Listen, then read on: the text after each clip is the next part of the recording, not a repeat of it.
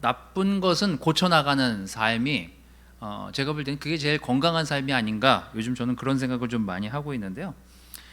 지난주 주일날 예배 끝나고 오랜만에 저와 어렸을 때 같이 교회를 다녔던 친구를 우리 지금 분당교회 인근에서 좀 만나가지고 식사하고 교제하면서 나름 저도 좀 지난 한 2, 3일 동안 또 그 친구랑 했던 이야기들을 좀 많이 생각해보고 돌아보는 시간들이었습니다. 그래서 이렇게 지금 이제 어떤 사람이 교회를 다니고 있든 안 다니고 있든 관계에서 우리가 서로 이렇게 알게 되고 배우게 되는 것들은 되게 많이 중요한 것 같아요. 그래서 오히려 저희가 더 답답함을 느끼고 있는지도 모르겠습니다. 예전에는 이렇게 만나가지고 여러 이야기를 하면서 형제자매들의 이야기를 들으면서 무언가 다시 생각해 보게 되고 돌아보게 되고 또 제 스스로를 이렇게 보면서 어떤 부분을 더 고쳐나가야 되는지를 보게 되는 것 같은데, 요즘 그런 게 더 많이 줄어들다 보니까 더 우리가 답답함을 느끼게 된다는 생각이 참 많이 들었습니다. 제가 여러분들하고 같이 주중 예배 때 일상에서 예수님과 동행하기, 이런 주제를 가지고 스스로 우리가 이렇게 믿음을 확인해야 되는 그런 자가 진단을 할 수 있는 그런 일상이 우리에게 임한 게 아닌가, 이런 얘기들을 제가 여러분들하고 했었었고요. 그래서 우리가 이제 들을 수밖에 없는, 더 많이 듣는 것이 우리에게 얼마나 유익을 가져다 주는지에 대해서 주중 예배 때 여러분들하고 같이 얘기를 좀 나눴습니다.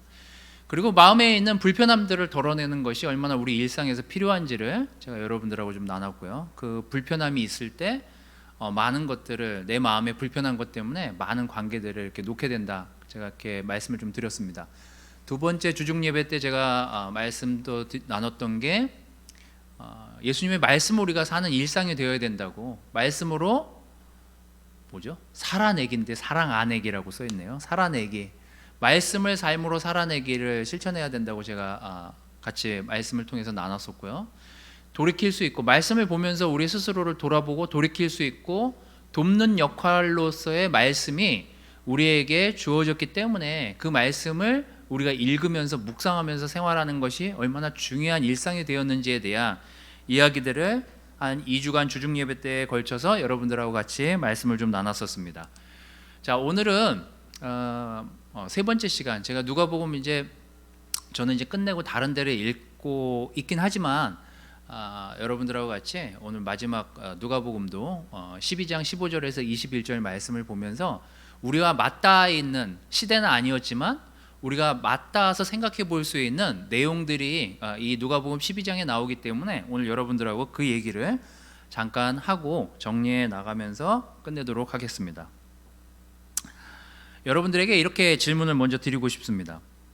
하나님이 나에게 원하시는 일이 무엇일까? 하나님 나한테 원하는 게 무엇일까? 하나님은 여러분들한테 뭘 원하실까요?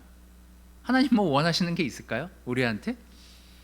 저는 이제 요즘 그런 질문을 했습니다. 하나님 나한테 뭘 원하실까? 근데 뭐 제가 잘못되라고 원하지는 않으시겠죠? 제가 뭐 병이 걸리라고 얘기하시지는 않겠죠? 제가 뭐가 잘못되라고 얘기하시지는 않겠죠? 하나님이시라면 내가 다 잘 되기를 바라지 않으시겠습니까? 그래서 제가 요즘 읽고 있는 요한 3서 1장 2절 말씀이 오늘 여러분들하고 할 내용의 대부분의 내용입니다. 하나님이 나에게 원하시는 일을 제가 요한의 입을 빌려서 얘기해 본다면 하나님이 우리에게 이렇게 얘기하실 것 같아요. 사랑하는 효정아, 너의 영혼이 건강한 것처럼 너의 모든 일이 잘 되고 몸도 건강하기를 내가 바란다고요.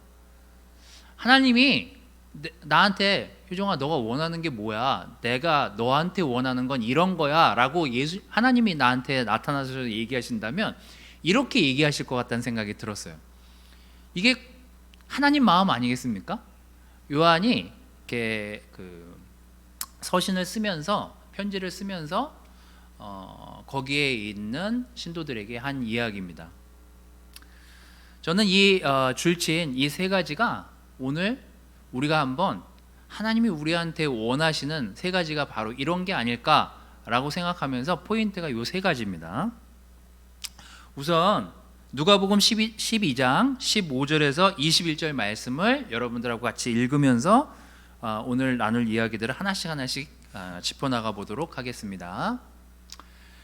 예수님이 또 비유를 들어서 이렇게 군중들을 향해서 말씀하시는 내용이 12장에 나오게 되는데요. 12장 15절부터 21절 말씀을 같이 한번 읽어보도록 하겠습니다. 자, 시작. 군중을 향해 이렇게 말씀하셨다. 너희는 온갖 욕심을 조심하라. 제 아무리 넉넉하다 해도 사람의 생명이 재산에 달려있는 것은 아니다. 그리고서 예수님은 그들에게 이런 비유를 말씀하셨다. 비옥한 농토를 가진 어떤 부자가 풍성한 수확을 하자 속으로 내가 곡식을 쌓아둘 곳이 없으니 어떻게 할까? 옳지, 이렇게 하면 되겠구나. 내 곡간을 헐고 더 크게 지어 거기에 내 모든 곡식과 물건을 쌓아두겠다 하였고, 또 그의 영혼에게 내 영혼아 여러 해 쓸 물건이 많이 쌓여 있다. 이제 편히 쉬면서 먹고 마시고 즐겨라 하였다. 그러나 하나님은 그에게 이렇게 말씀하셨다. 어리석은 사람아, 오늘 밤에 내 영혼을 도로 찾아가면 내가 지금까지 쌓아둔 것이 네 것이 되겠느냐? 자기를 위해서는 재산을 쌓으면서도 하나님께 대하여 부요하지 못한 사람은 바로 이와 같은 사람이다. 이 내용은요, 사실 예수님 시대에 누가가 쓴 예수님의 비유를 누가가 옮겨놓은 것이지만, 사실 지금 시대에도 굉장히 먹히는 그런 비유가 아닌가라는 생각이 제 마음에 많이 들어왔습니다. 하나님이 나에게 원하시는 것이 무엇일까? 예수님과 동행하기 위해서 우리가 그런 생각들을 해보게 되는 거죠. 하나님이 나한테 뭘 원하실까? 예수님이 지금 옆에 계시다면 예수님이 나와 함께 하시면서 나에게 너가 원하는 게 뭐니? 난 너한테 이런 걸 원해 라고 하신다면 바로 내 영혼을 돌보기를 원하지 않으실까? 너의 영혼은 너무 중요해. 근데 여기 아주 웃기고 재미있는 표현이 나오는데요. 19절에 자기가 자기한테 하는 얘기를 예수님이 이렇게 비유를 들어서 얘기하십니다. 또 그의 영혼에게, 그의 속마음에게 이렇게도 표현 안 하고 그의 영혼에게 내 영혼아 여러 해 쓸 물건이 많이 쌓여 있다, 이렇게 영혼에게 이야기를 하는 모습을 볼 수 있습니다.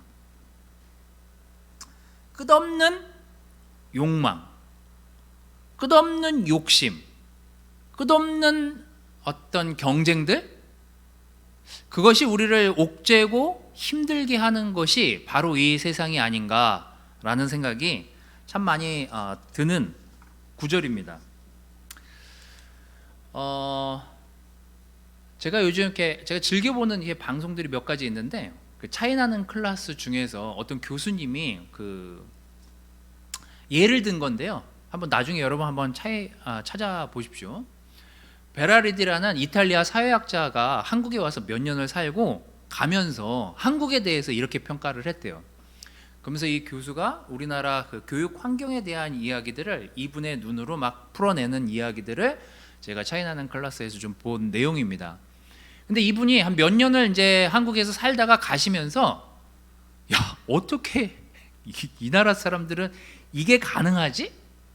라고 하면서 한국 사람들의 어떤 본질, 그거에 대해서 객관적인 눈으로 자기는 이렇게 한국 사람들을 평가하고 싶다라고 얘기하면서 4가지를 얘기했답니다.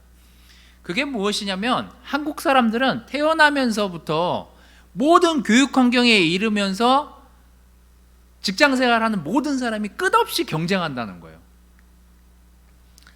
그래서 교육이라는 게 대학에 가기 위해서, 좀 더 좋은 직장에 가기 위해서 끝없이 그 경쟁을 지속하고 있는 모습을 자기가 봤다는 거예요. 그리고 이 개인주의가 너무나 극단화되어 있다 보니까 자기가 볼 때는 개인적으로 뭐 해도 하지 않아도 될 것까지 너무 극단적 개인주의가 강한 국가가 이 한국 사회가 아닌가, 자기는 이렇게 봤대요. 그 다음에 제일 그 교수님이 얘기하기를 자기가 제일 많이 찔리고 부끄러웠던 이야기가 바로 이 3번째, 4번째랍니다. 일상이 그냥 무미건조하게 사람들이 그냥 일만 하고 집에 와서 쉬고 다시 일을 위해서 그 잠을 청하고, 너무 일상이 무미건조한 시간들을 너무 많이 보내고 있는 게 한국 사회라는 거예요. 그리고 생활 리듬이 너무 바쁘게 돌아가다 보니까 이분 말로는 그 악셀레이터라고 표현을 했는데, 가속화, 악셀레이터라고 표현했는데, 그거보다 그 표현이 미흡한 것 같아서 이분이 앞에다가 하이퍼 악셀레이터 이렇게 붙였대요.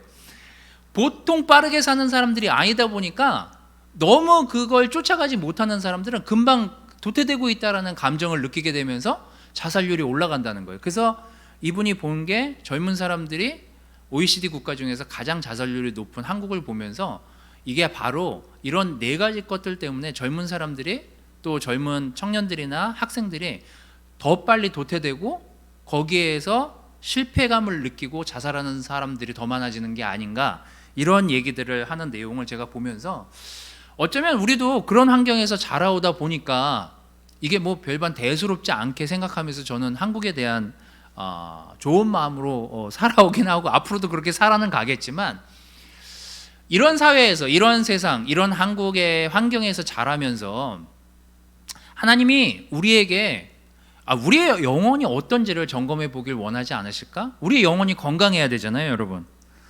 여러분 마음속에 또 여러분의 영혼이 건강해지기를 예수님이 바라신다면 어쩌면 이런 것들을 좀 되새겨보고, 내가 이런 끊임없는 욕심 가운데, 끊임없는 경쟁 가운데 나도 거기 들어가서 살다 보니까 너무나 더 많이 피곤하고 지친 삶을 이렇게 매일매일 사는 게 아닌가?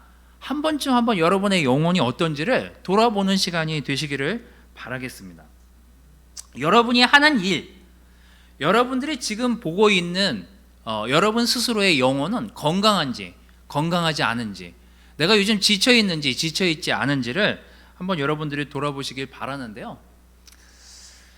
경쟁이 가속화된 것을 당연히 받아들이는 한국 사회가 걱정이 된다라는 이 사회학자의 말처럼 어쩌면 어떤 그 보고서에서 보고한 것처럼 사람들이 평상시에 받는 스트레스 지수가 OECD 국가 중에서 굉장히 높은 편에 속한대요, 우리나라가. 그래서 스트레스를 많이 받는 거죠, 사회생활 하면서.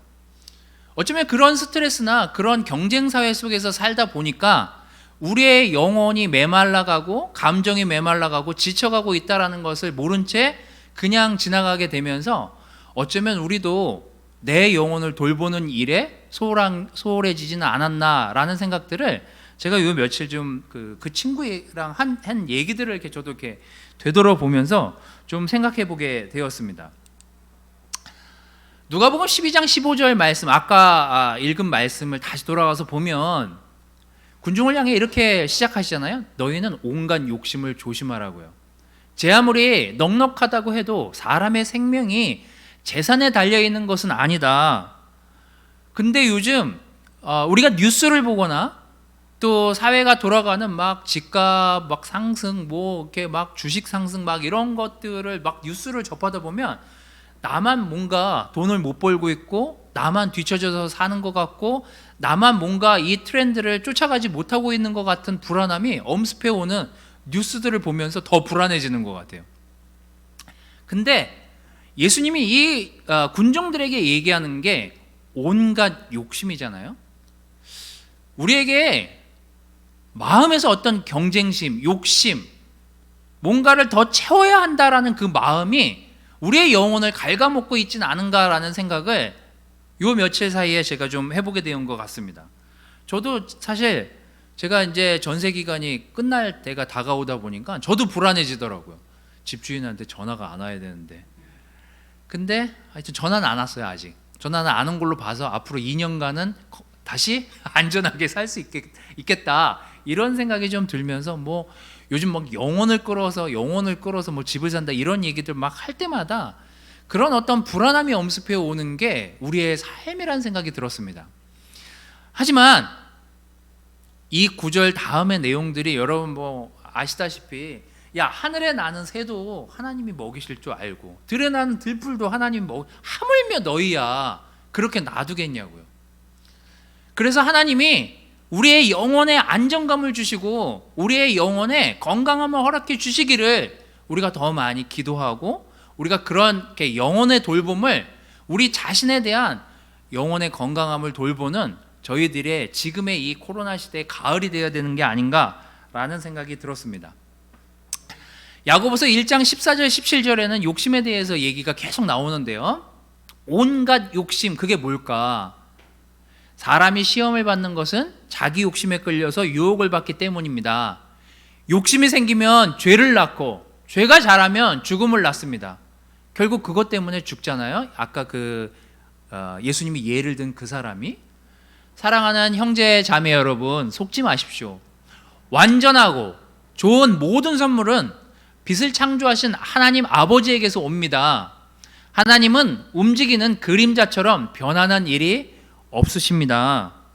여러분, 하나님과 더 많은 교제, 하나님이 주시는 평안, 평온, 그런 것들을 더 많이 찾으시고 생각하시고 묵상하시는 그런 여러분들의 하루하루, 영혼을 돌보는 그런 건강한 하루하루가 되기를 바랍니다. 두 번째는요, 여러분이 하고 있는 직업이요, 여러분이 하는 일에 대한 의미를 한번 돌아보시기를 바라겠습니다. 거기 나오는 내용에, 아까 누가복음 12장 거기 15절 이후에 나온 내용에 이 부자가 이런 생각을, 정말 자본주의 그 사회에서 생각할 수 있는 생각들을 이 사람도 한 거죠. 비옥한 농토를 가진 어떤 부자가 풍성한 수확을 하자 속으로, 내가 곡식을 쌓아둘 것이 없으니 어떻게 할까, 그러면서 창고를 확충하는 그런 일을 벌이잖아요. 물론 뭐 그 예지만, 제가 요즘 학생들, 제가 요즘 그 티네들하고 만나서 이렇게 시간을 보내다 보면 제일 많이 드는 게, 우리 아이들도 지금 공부 과정에 있으니까요, 이렇게 해서 애들이 국영수를 잘해서 대학을 가서 또 직장에 가서 얘네들한테 이게 그 직업으로서, 학생이라는 직업으로서의 의미를 얘네가 알면서 지금 이 시간 지나가는 걸까? 제가 물어보면 그닥 뭐 어느 학생치고 공부를 좋아하는 학생이 없어요. 왜 그렇게 됐는지는 모르겠지만 그것이 주는 의미를 그들이 제대로 파악하지 못한 채로 모두가 공부하니까 공부할 수밖에 없어라는 생각으로 그 공부를 바라보고 있다면 그건 지칠 수밖에 없거든요. 제가 오늘 아까 낮에 예를 들어야 되기 때문에 우리 제 둘째 아들한테 양해를 구했더니 거기까지만 얘기하라고 해서 딱 여기까지만 제가 얘기하도록 하겠습니다. 저희 아이 그 노트에 보면은요, 도대체 수학을 왜 해야 되는지 모르겠다는 얘기를 각각 이렇게 여러 군데다 이렇게 적어놓은 페이지를 제가 이렇게 몇 번 본 적이 있어요. 어느 날 제가 이렇게 들어갔더니 갑자기 맨 종이에다가 열심히 막 수학 계산을 하고 있길래 제가 드디어 철이 들었나 보다. 우리 둘째가 드디어 공부를 하려고 마음을 먹었나 보다. 야, 너 뭐 계산하니? 그랬더니 우리 둘째가 자기가 무슨 게임 아이템을 지금 구매해야 되는데 가성비를 지금 따지려고 하다 보니까 그 도서상품권으로 이거를 사면 이게 더 이익일지 아니면 아이템을 좀 더 모으는 게 이익일지를 계산을 하고 있더라고요. 거기서 제가 할 말을 잃었죠, 사실. 도대체 하라는 공부는 안 하고, 그게 제가 정말 말을 정말 입 밖으로 내고 싶은 생각이 너무 많이 들었는데, 그렇게라도 그 수학 문제를 풀듯이 그걸 풀고 있는 걔를 보면서 그런 오락을 저렇게 열심히 학교에서 공부하듯이 저렇게 하면 어떨까? 제가 그걸 업으로 삼으면 그걸 그렇게 열심히 하게 될까? 그런 생각들을 좀 걔를 보면서, 둘째를 보면서 해보게 됐습니다. 여러분이 하는 일은, 지금 여러분들에게 주어진 그 일은 여러분에게 어떤 의미가 있습니까? 우리가 각자의 위치에서 하는 그 일이 기쁜가요? 여러분들은 여러분들이 하고 있는 그 일이 여러분에게 기쁨, 즐거움, 격려됨, 이런 것들을 여러분들은 그 일을 하면서 느끼고 있습니까? 저는 요즘 제가 나는 노동하는 게 더 맞는 사람 아니었나? 난 단순한 일을 하면서 아침부터 저녁 때까지 그냥 노동하다 잠을 자는 게, 푹 자는 게 그게 내 업에 맞는 게 아니었나? 이런 생각을 좀 많이 해보게 됐습니다. 왜냐면 뇌가 쉬질 못하고 자꾸 뭔가를 만들어내야 되고 뭔가 이렇게 전달해야 된다는 생각을 자꾸 하다 보니까 더 많이 제가 프레셔를 이렇게 압박감을 좀 받았었던 것 같아요. 근데 제가 이렇게 업에 대한 또 리서치를 하다 보니까 만족도가 높은 직업 상위 10개의 1위가 판사고요. 2위가 도선사, 배 인도하는 거 있잖아요. 그 항구 들어올 때 이렇게 안내하는 거, 길 안내하는 거 타가지고 그 안내하는 사람이 2위더라고요. 그리고 정말 깜짝 놀랐어요. 3위가 목사예요. 제가 저거 보면서 다시 만족도가 좀 올라가긴 했지만 제 일에 대한 만족도가 올라가긴 했지만 그래서 제가 내가 오늘 우리 진우한테도 시간 보내면서 목사할 생각 없냐 뭐 이런 얘기를 막 물어보고 했는데 우리 젊은 우리 중고등학교 학생 여러분, 목사를 한번 꿈꿔보십시오. 직업 만족도가 굉장히 높은 직업 중에 하나랍니다. 어쨌거나 왜 저게 1, 2, 3위에 3위에 올랐는지 모르겠지만 하여튼 3위에 그게 있더라고요. 자, 제가 업에 대한 일을 좀 찾다가 이런 일에 대해서 의미를 부여하고 그 일이 여러분들에게 기쁜 일이 되려면 이런 질문을 한번 던져보라, 이런 누가 이렇게 글을 올린 게 있어서 그건 제가 이렇게 퍼와서 여기다 좀 가져와 봤습니다. 스스로 이런 질문을 던져보래요. 내가 진정 바라는 게 뭔가? 내가 내일 다시 어느 시점으로 돌아간다면 왜 그 시간으로 가고 싶은 것인가? 내가 몇 달 남지 않은 인생이라면 난 이 일을 계속 할까? 내게 신이 3가지 소원을 들어준다면 그 소원은 무엇입니까? 이런 것들을 스스로 질문해 보랍니다. 그러면 자기 일에 대한 만족도, 일에 대한 의미를 좀 찾아볼 수 있게 된대요. 저는 교회 목사고 또 말씀을 전달하는 사람이다 보니 이걸 좀 이렇게 좀 바꿔봤습니다. 여러분도 한번 스스로 시간이 될 때 한번 바꿔서 이렇게 질문해 보십시오. 하나님이 내게 이 일에 대해서 바라는 것이 무엇일까? 어떤 걸 바라실까? 내가 목사로서 또 교회의 형제자매들에게 어떻게 되기를 바라실까? 내가 하는 일이 하나님에게 어떻게 사용되어지기를 하나님은 바라실까? 내가 몇 달 남지 않은 내 인생이라면 난 무엇을 가장 기도하게 될까? 하나님이 내게 3가지 소원을 들어준다면 나는 어떤 소원을 이야기할까? 이런 생각을 하면서 제가 하고 있는 이런 목회로서의 일에 대한 의미를 돌아보게 되었습니다. 제가 지난주에 그 친구랑 대화를 하는 것들은 저한테 되게 많이 사실 도움이 많이 됐어요. 이 친구가 이제 되게 우리나라 이렇게 네노라 하는 회사에 다니는데 이제 한 7년 정도 있으면 은퇴를 하게 된대요. 은퇴를 준비하려고 하다 보니까 여러 가지 마음의 불안감, 부담감, 그러면 내 나이가 60이 채 안 됐는데 그럼 나는 앞으로 30년을 더 산다면 난 무슨 일을 해야 되는 건지에 대한 그 일에 대한 고민을 하면서 저랑 함께 이런저런 얘기를 주고받다 일에 우리가 하고 있는 그 일에 내가 지금 맡고 있는 그 일에 의미를 가지고 있는 건 되게 중요한 거구나 라는 생각을 좀 하게 되었습니다. 저는 교회 형제자매들 여러분들이 각각의 위치에서 가정에서 일을 하는 일을 하는 엄마라면 또 직장에 다니고 있는 사람이라면 학생이라면 그 일에 대해서 그 의미를 우리가 알고 부여하고 나아가는 것은 되게 중요한 작업 중에 하나구나 라는 생각을 해보게 됐습니다.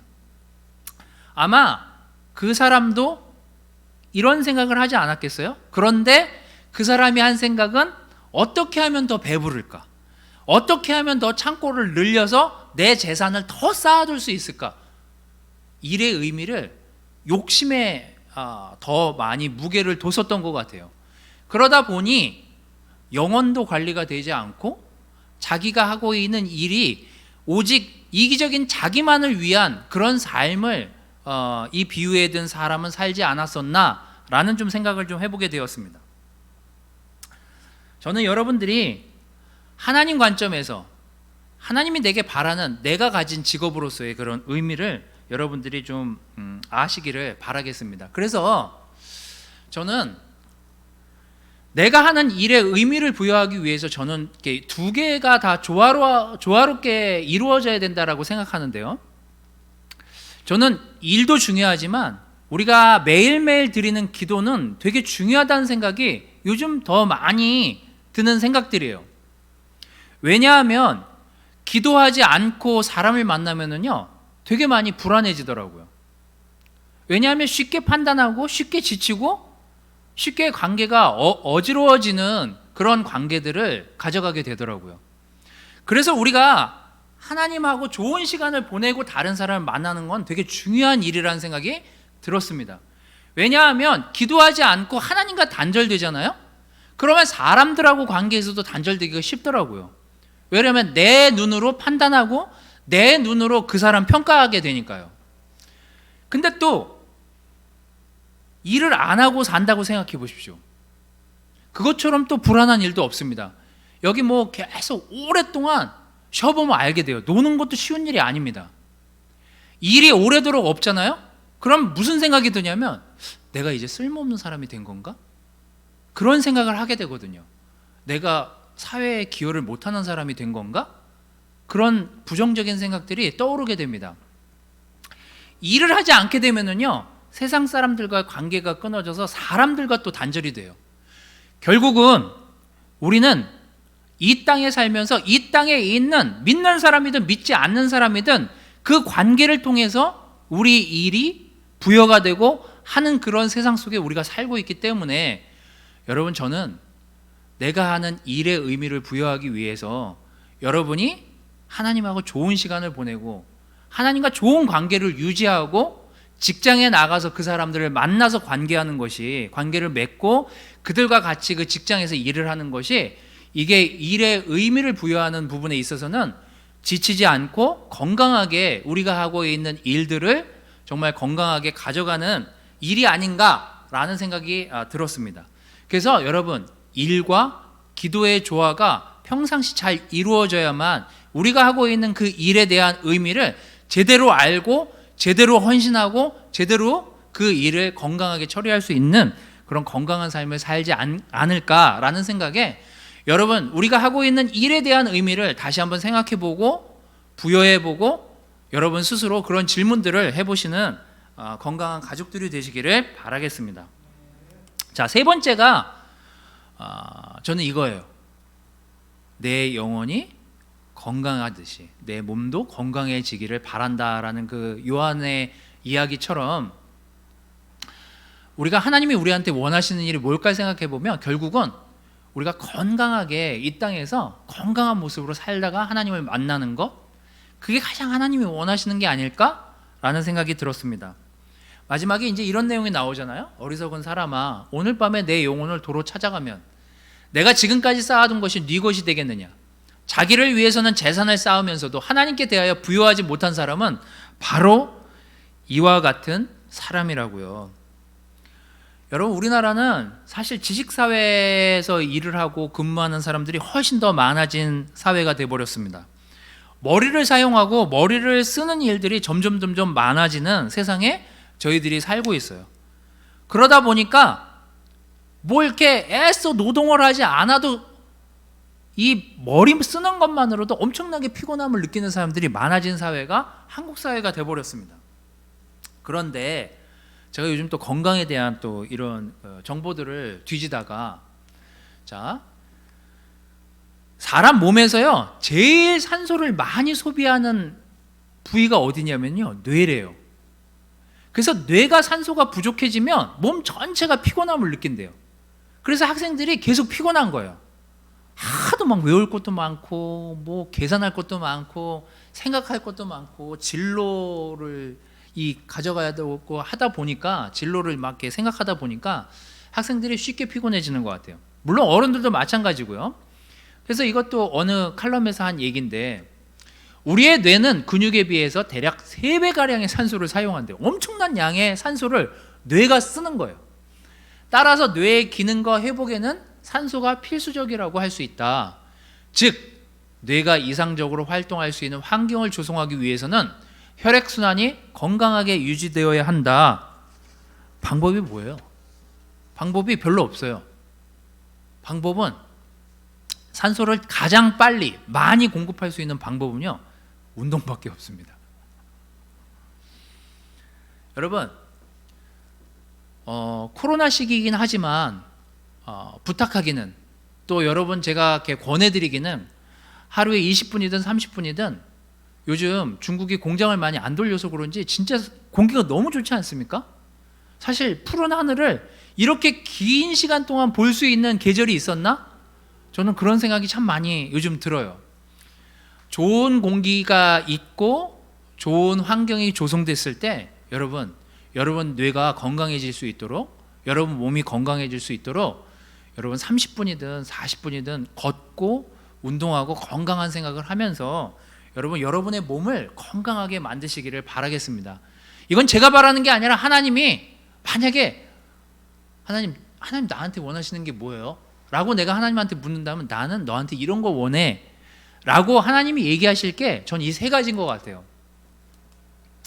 하나님이 나에게 원하시는 일, 사랑하는 효정아, 내 영혼이 건강하기를 내가 바란다. 너가 하고 있는 그 일이 잘 되기를 내가 바란다고요. 너의 몸이 건강하기를 내가 바란다고요. 예수님이 오셔서 저희들에게 내가 원하는 건 이거야 라고 얘기하신다면 전 이 3가지를 예수님이 얘기하실 거라는 생각이 들어요. 여러분, 다시 한번 여러분들에게 부탁드리기는, 여러분의 영혼을 매일매일 돌보고 여러분의 영혼은 매우 소중하기 때문에 여러분의 영혼이 건강해지기를 저도 바라고 여러분 스스로도 그것을 바라야만 합니다. 여러분의 영혼을 돌보십시오. 하나님과 좋은 시간을 보내세요. 그리고 여러분들이 하는 일이, 하나님 보시기에 하나님 나한테 이런 달란트를 주셨는데 내가 이 달란트를 어떻게 조화롭게 하나님을 위해서 쓸 수 있을까를 생각하면서 그날 그 일들을 해나가 보십시오.